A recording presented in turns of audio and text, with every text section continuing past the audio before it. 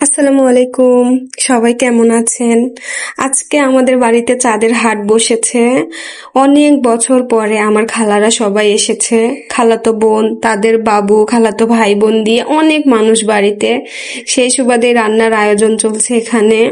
আমার ছোট খালামণি রান্না করছেন। ছোট খালার রান্না অনেক মজা, এই জন্য রান্নার দায়িত্ব খালার ঘাড়ে পড়েছে। খালা এখানে মাছ ভুনা করতেছিল, আমি কাছে বসে দেখতেছিলাম, সবাই মিলে গল্প করছিলাম।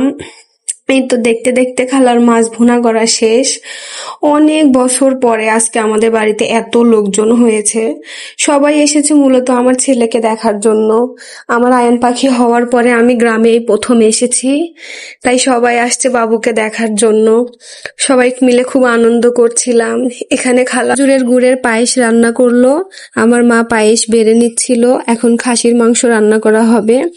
এই তো আমার খালা প্রথমে সব মশলাগুলো ভালো করে কষিয়ে নিচ্ছিল।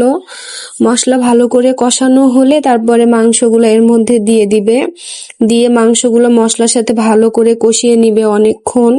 খাসির মাংস এমনিতে একটু স্মেল আসে, এই জন্য খালা ভালো করে কষিয়ে নিচ্ছিল।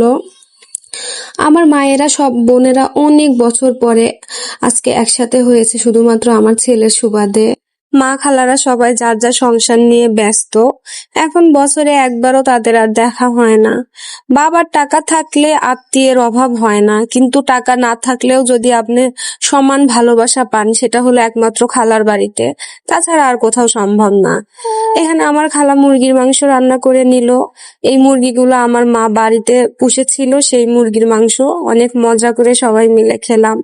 অনেক বছর পরে সবাই একসাথে হয়ে অনেক আনন্দ করলাম। সবাই আমার ছেলেকে অনেক গিফট দিল, যা সব আমারই।